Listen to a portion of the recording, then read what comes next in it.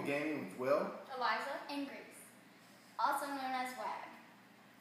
And today we are going to be reviewing Alan Moon and Bruno Fajuti's, I'm sorry if I'm saying that wrong, Incan Gold. Quest for the Riches in the setup of this game is quite simple. There are 5 cards, each numbered 1 through 5. One side is black and white, the other side is colorful. You set them up in number order, like so. And for each player, you deal out the set of cards. One is someone going out, the other is someone going in. You have a tent for the gems. Now the gems, the gold one, it's worth 10 points. The green one, it's worth a lousy 1 point. And the black one is worth 5 points. the game is played in 5 rounds. To bring a round to life, you flip over one of the black and white cards to color. And then you flip over the top card of the deck. This is a danger card, bordered in red. There are 5 danger cards in the deck: poison, rock slide, zombie, fire, and spiders. Once you get 2 of the same drawn during a round, that will end the round. Now you decide whether you're going to stay or leave the temple. Each player decides at the same time, chooses one of their cards, and then reveals it. We're going to say that everyone stayed. So the next card is flipped. 7 treasure. This means there's 7 treasures found, and they're divided among the players. We have 3 players, so everyone would get 2 with a remainder of 1. We would then decide whether we were going to stay or not. We're going to say that everyone decided to stay. So we'll flip the next card. An artifact. Artifacts are worth 5, and they are not picked up when flipped. They're picked up when someone heads out of the temple, as long as it's only one person leaving, because otherwise you'd fight over the artifact. So now we all decide again whether we're going to go or stay. I'm going to say one person decided to go, and the other 2 decided to stay. The person that goes picks up the gems and artifacts on the board, takes what they've already earned, and puts them inside their tent for safekeeping. These will now be scored at the end of the game. So we flip over that card for this round, and that's split between the 2 players that are left. So they would each get 5 with the 1 remainder. Now we decide whether we're going to go or stay. I'm going to say these 2 daredevils both decide to stay. So we flip over the next card. It's a second poison card, the round ends, and the people that stayed will lose all the gold that they've gained thus far. And that's how a round is played.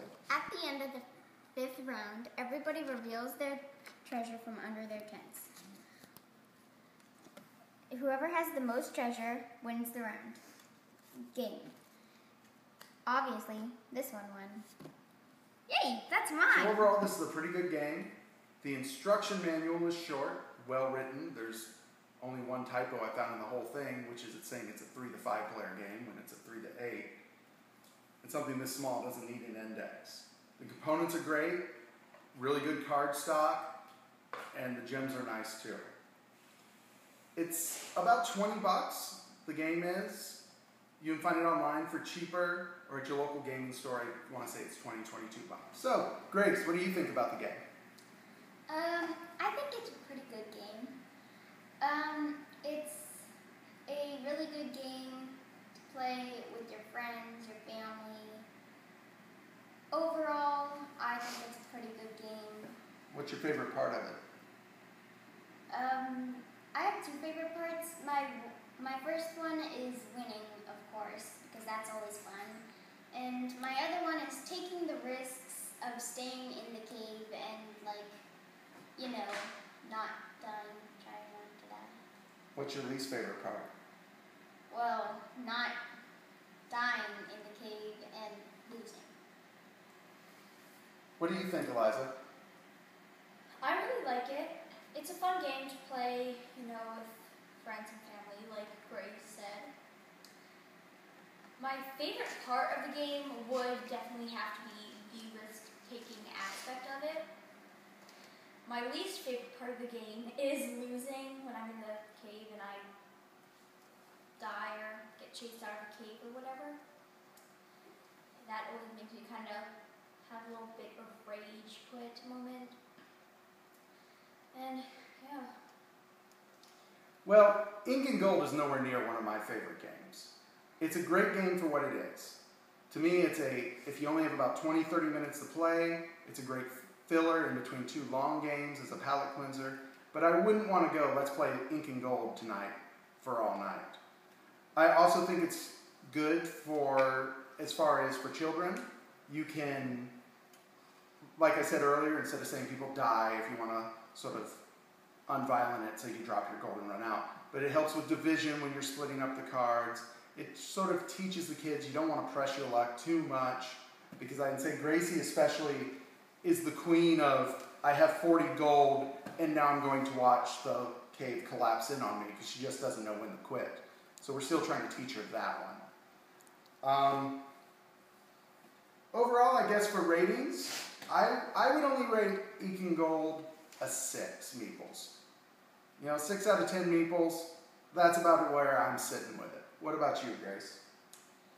I would probably rate it about 8 meeples because, like I said earlier, it's a fun game and I like risking, pushing myself. Eliza? I would rate it a 9 because I really like that you don't have to wait for your turn, because that is one thing that gets me in a lot of games. So I really like that, so that's kind of what influences. So that gives us about an 8 on our meeple grading scale. Pretty decent score. Next week's game is Love Letter. Thanks for joining us on this first episode of Gaming with WAG. Be sure to hit that subscribe button. See you next time. Week.